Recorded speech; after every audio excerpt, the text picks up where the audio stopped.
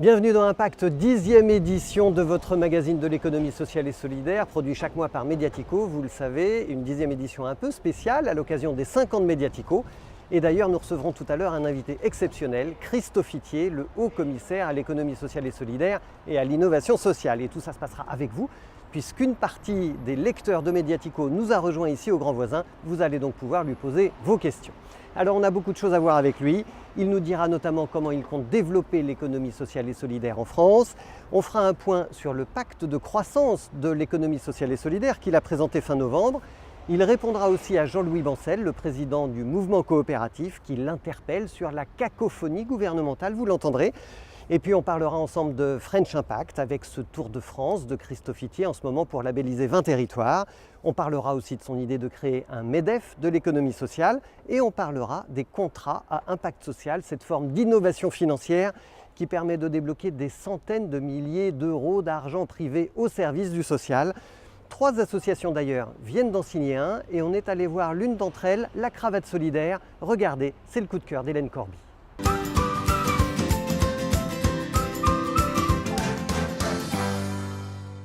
C'est parti pour cette nouvelle édition du Coup de cœur et aujourd'hui je vous emmène dans le 13e arrondissement de Paris pour parler d'insertion professionnelle avec la Cravate Solidaire. On y va ?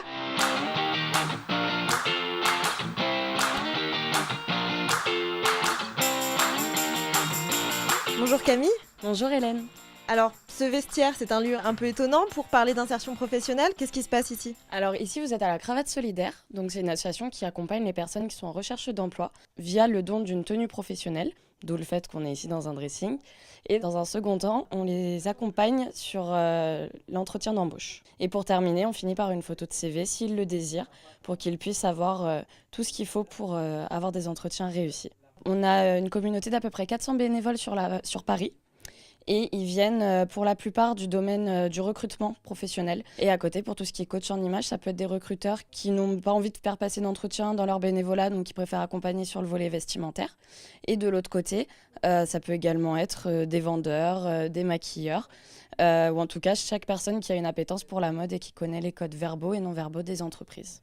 Alors, la Cravate Solidaire vient de signer un contrat à impact social avec BNP Paribas. Pour vous, pour la Cravate Solidaire, qu'est-ce que ça va changer ?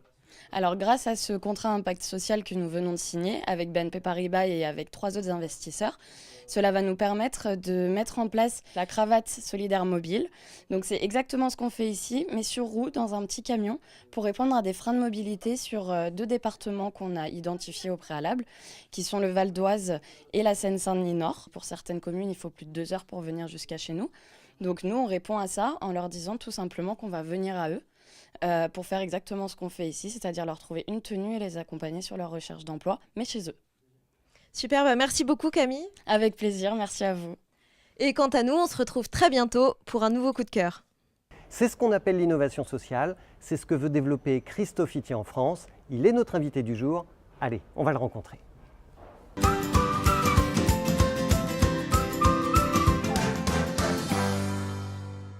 Et dans Impact aujourd'hui, pour parler de la croissance de l'économie sociale et solidaire, nous recevons aujourd'hui en présence de nos lecteurs, qu'on remercie de nous avoir rejoints ici, Christophe Ithier. Bienvenue à vous. Merci.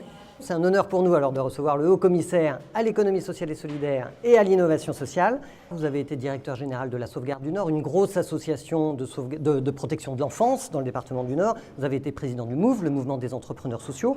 Vous avez coordonné le volet ESS du candidat Macron avant l'élection présidentielle. Aujourd'hui, vous êtes haut-commissaire, très bien. Vous dites que l'ESS pèse 10% du PIB et qu'elle n'a pas vocation à peser 20% du PIB. Qu'est-ce que ça veut dire précisément ? D'abord, si on croit qu'on doit imaginer un nouveau modèle économique pour ce pays et pour la planète, est-ce que le PIB est le bon indicateur ? Donc c'est en ce sens-là que se mesurer à l'aune du PIB, ce n'est pas sûr que ce soit le bon maître étalon. Et puis par ailleurs, quand je dis que le sujet, ce n'est pas que l'ESS pèse 10, 15, 20%, ce n'est pas sa raison d'être. Sa raison d'être, c'est d'apporter des solutions dans les territoires. Donc moi, ce qui m'intéresse, c'est l'impact de l'ESS, son pouvoir de transformation dans la société française, en Europe et dans le monde. Et c'est ça qui est, à mon sens, la raison d'être de l'ESS et des entreprises de l'ESS. Alors, comment ça se passe ? C'est quoi votre vision de l'ESS ? Comment cette économie-là fait pour transformer le monde ? Elle est à la fois vecteur de sens, et nos concitoyens et les concitoyens dans le monde attendent cela, du sens, à avoir un récit collectif, et 2, elle apporte des solutions concrètes. Le talent de l'économie sociale et solidaire, c'est souvent d'avoir des réponses là où parfois les politiques publiques sont en échec ou en difficulté parce qu'elle fait du sur-mesure, parce qu'elle est dans les interstices, alors que les politiques publiques sont plutôt dans le prêt-à-porter et parfois trop prescriptives.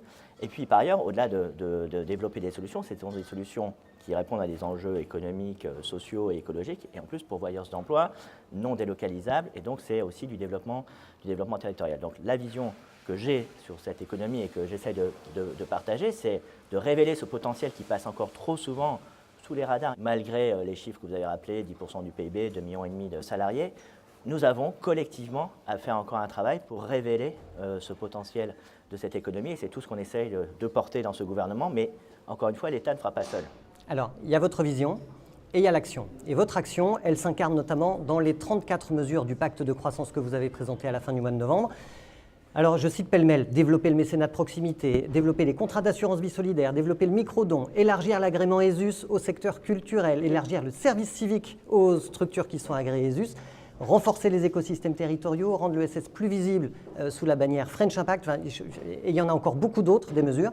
Ce matin, vous étiez à Roissy, Pays de France, justement, pour labelliser un territoire French Impact. À quoi ça sert, cette labellisation French Impact? Le French Impact, effectivement, est un label que nous avons lancé, enfin une bannière que nous avons lancée il y a maintenant un peu plus d'un an, qui vise deux choses. Un, à faire en sorte que l'innovation sociale soit reconnue au même titre que l'innovation technologique, et que deux, on construise un écosystème dans les territoires, puisque c'est dans les territoires que cette économie s'incarne, qui soit beaucoup plus performant en matière d'accompagnement, de financement, de réglementation, de partenariat, et c'est ce que j'ai fait ce matin en labellisant un des 20 premiers territoires French Impact. Prenons cet exemple-là, Roissy, Pays de France. Qu'est-ce qui vous a particulièrement intéressé, subjugué?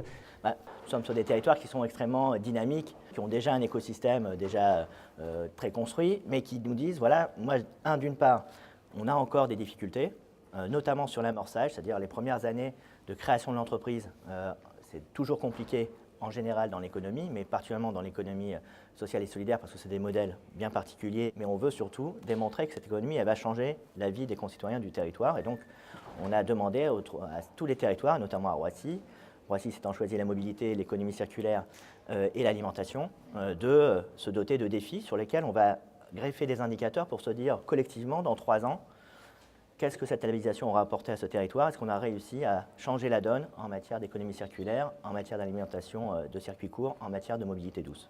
La labellisation, ça veut dire quoi? Ça veut dire qu'il y a de l'argent derrière? Ça veut dire qu'il y a de la mise en synergie? La première chose que l'on va faire, c'est de réunir l'ensemble des territoires labellisés dans cette première vague fin mai, ici à Paris, pour créer de l'intelligence collective. Donc on va réunir l'ensemble de ces territoires pour déjà qu'ils échangent sur leurs bonnes pratiques, sur les solutions inspirantes. Deuxième volet, c'est évidemment le financement, avec notamment l'ambition de mobiliser 1 milliard d'euros sur le quinquennat d'argent en public et privé au bénéfice de la croissance de ces entreprises. Et donc d'ici l'été, c'est 100 millions d'euros de fonds d'amorçage qui vont être mis à disposition de manière privilégiée auprès des 20 territoires labellisés. C'est un aspect aussi d'accompagnement réglementaire.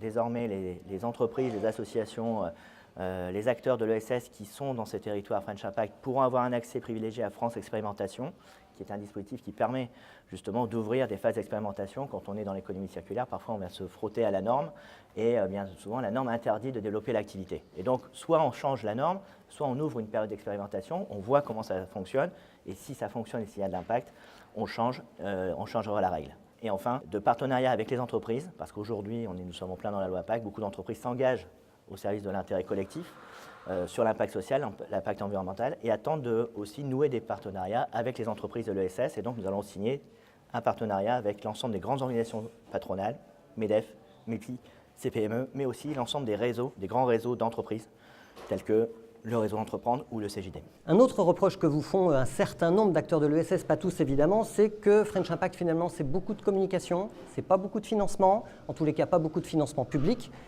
et ils disent même aussi qu'il y a assez peu de considération du gouvernement pour le secteur de l'économie sociale et solidaire, et certains d'entre eux parlent même de cacophonie. Écoutez ce que nous dit par exemple Jean-Louis Bancel qui représente le mouvement coopératif.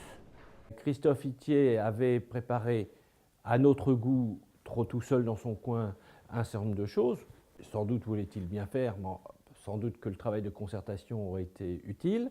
Deuxièmement, ses collègues du ministère des Finances, dans le même temps, parce que nous étions en pleine discussion, de la loi de finances et autres, passaient leur temps à déposer des amendements contre le secteur coopératif. Et donc, c'est pour ça que j'avais eu l'occasion de parler ou de pompiers pyromanes ou de sapeurs camembert. Donc, c'était plus lié à des circonstances de temps. Et ce qu'aujourd'hui je souhaite exprimer, c'est de dire, bon, ça c'était un moment. Aujourd'hui, c'est ce qu'a dit le Conseil supérieur de la coopération qui s'est réuni il y a 2-3 semaines, et qui est de dire que M. Iquier exerce pleinement sa responsabilité interministérielle. C'est-à-dire qu'il n'y ait pas de la cacophonie gouvernementale en matière d'économie sociale et solidaire. Il y a matière à nourrir une nouvelle étape qui ne se résume pas qu'au pacte de croissance de l'économie sociale et solidaire. Christophe Iquier, quelle est votre réaction? Moi, ce qui m'intéresse au travers du pacte de croissance, c'est d'abord que pour la première fois, ce pays se dote d'une stratégie nationale sur les 3 axes que j'ai développés, à la fois d'accompagnement des entreprises, d'influence de l'ESS et de promotion à l'international et à l'Europe. Et j'insiste sur ce point parce que c'est extrêmement important. Alors, M. Bancel peut nous faire des reproches. Rome ne s'est pas fait en un jour. Chacun doit prendre sa part de responsabilité aussi pour faire bouger les choses. Et ce pacte, d'une part, ce sont des moyens. Je l'ai annoncé fin novembre, c'est 350 millions d'euros. Alors, sur l'aspect public ou pas public, la Caisse des dépôts a signé le jour même une convention de 150 millions d'euros avec le Haut Commissariat qui représente une augmentation de 50% par rapport aux engagements précédents. Nous avons signé une convention en février avec la BPI de doublement du FISO, du Fonds d'innovation sociale. Qui avait été mis en place par François Hollande. Exactement, qui était de 11 millions d'euros dans le précédent mandature, qui passe à 21. Donc moi j'entends les critiques, je peux en comprendre certaines. Sur la co-construction, très honnêtement, pour moi ce n'est pas le sujet, parce que, d'abord, des rapports ont été sollicités, entendus, repris. Deuxièmement, on a compté avec ma chef de cabinet en venant ici, on a fait à peu près 50 déplacements dans un an et demi de ma mandature, et je peux vous dire que la co-construction, elle se fait aussi sur le terrain, en allant voir les acteurs de terrain. C'est vrai que quand on suit votre agenda, quand on suit votre compte Twitter, on voit que vous êtes souvent sur le terrain. Ça, on ne peut pas vous retirer ça. Alors, vous avez signé au début du mois de mars 3 nouveaux contrats à impact social. Donc, c'est un dispositif qui permet de faire financer par le privé une mission d'intérêt général, une mission sociale, souvent portée par une association, et qui sera remboursée plus tard par l'État. Vous avez signé avec la Cravate Solidaire, avec WeMove, avec article 1.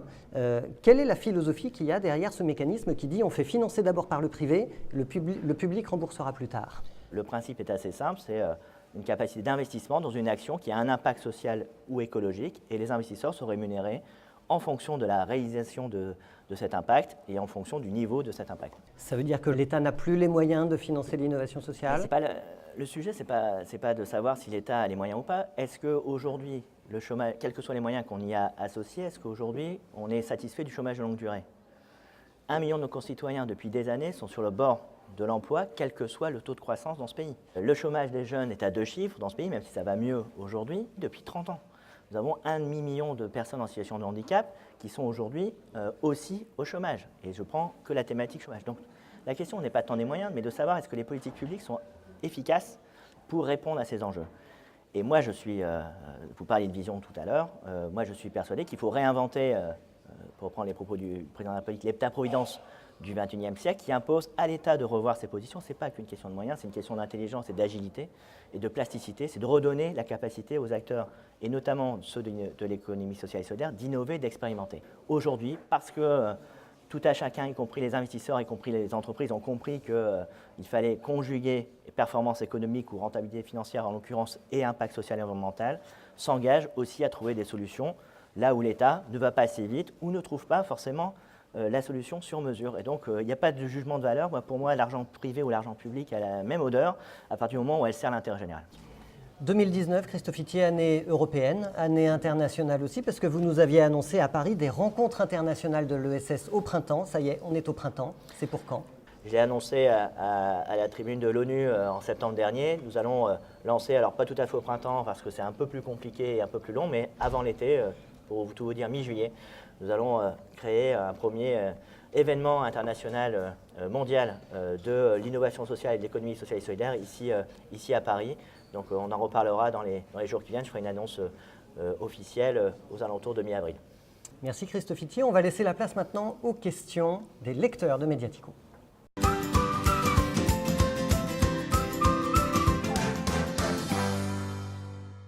Vous avez fait le choix d'accompagner les territoires sous la forme de labellisation de territoires mobilisés sur l'économie sociale et solidaire. Comment on accompagne les autres territoires où il n'y a pas la dynamique, où il n'y a peut-être pas le réseau d'acteurs, où il n'y a pas un portage par les élus? Est-ce qu'on ne risque pas de faire décrocher un peu plus des territoires qui décrochent déjà? L'enjeu, c'est évidemment de labelliser tous les territoires français d'innovation sociale. J'étais à Lons-le-Saunier, qui est un territoire plutôt rural. J'étais à Lyon, qui est plutôt un territoire métropolitain. Donc d'avoir une diversité d'acteurs. Nous avons demandé d'une part aux territoires qui sont labellisés une espèce de devoir de coopération. C'est-à-dire dans la réponse à la candidature, ils devaient eux-mêmes se désigner un territoire limitrophe ou pas, qui va pouvoir bénéficier de leur labellisation. C'est de créer une chaîne de solidarité pour effectivement non seulement faire monter en gamme les écosystèmes et développer l'économie sociale et solidaire, mais surtout faire en sorte que nous ne renforcions pas les fractures territoriales qui font si mal à ce pays et qui s'expriment de manière très très forte, et de faire en sorte qu'on ait une chaîne de solidarité dans les territoires. En revanche, on sait que sur certains territoires qui sont en décrochage, en déshérence, où il n'y a pas un écosystème, ou pas forcément des élus qui ont compris l'enjeu de cette économie, et bien là, il faudra mettre un investissement plus lourd de subventions pour le coup, pour financer des ETP qui vont créer cette dynamique. Donc évidemment, l'enjeu territorial est un des enjeux principaux aussi de ce French Impact. Pour finir, Christophe Itier, parce qu'on est ici au Grand Voisin et c'est évidemment un lieu symbolique dans l'économie sociale et solidaire. D'ailleurs, Plateau Urbain et Yes Weekend, qui sont deux associations qui copilotent le projet, sont des lauréats French Impact. J'aimerais avoir votre regard sur l'urbanisme temporaire. J'étais à Roissy ce matin et sur une friche hospitalière de la PHP qui justement est en train de se transformer en un lieu de vie à la fois citoyen dans un quartier un peu compliqué, mais aussi d'activité économique, d'activité d'innovation sociale, de start-up, d'activité culturelle. Et ce sont ces tiers-lieux, peut-être temporaires, mais qui sont justement énergisants, qui revitalisent un lieu et puis assurent aussi, je pense que l'énergie qui se développe dans ces lieux, au-delà de savoir ce que deviendra ce lieu ensuite, a créé quelque chose sur le territoire qui restera et qui perdurera. Et l'enjeu, c'est de le pérenniser, peut-être dans d'autres formes. Mais donc moi, j'y crois. Et le gouvernement y croit tellement qu'on va également lancer un appel à projet pour à la fois soutenir les tiers-lieux qui sont déjà constitués pour être des pôles ressources pour d'autres tiers-lieux et en même temps pour accompagner la création de nouveaux tiers-lieux. On aurait pu parler de contrats aidés, on aurait pu parler d'emploi d'insertion, on aurait pu parler de féminisme dans l'ESS aussi. Je sais que c'est un sujet qui vous tient à cœur, mais on manque de temps. Merci beaucoup, Christophe Itier, d'avoir accepté notre invitation à discuter devant les lecteurs de Mediatico. Vous pouvez l'applaudir. Merci. Merci à vous. Merci. Et on jette tout de suite un coup d'œil sur l'agenda de l'ESS.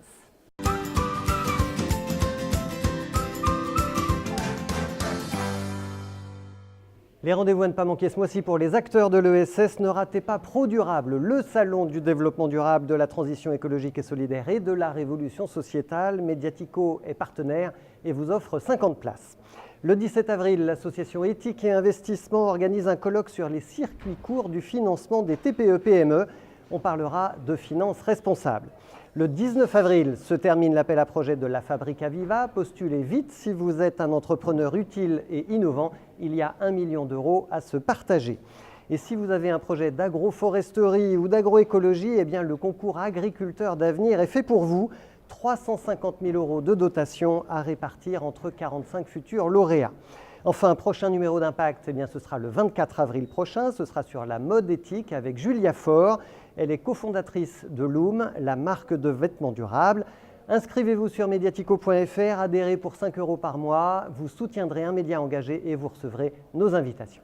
Voilà, Impact, c'est terminé pour aujourd'hui. Merci à vous d'avoir été avec nous encore une fois. D'ici le mois prochain, réfléchissez à votre impact et agissez.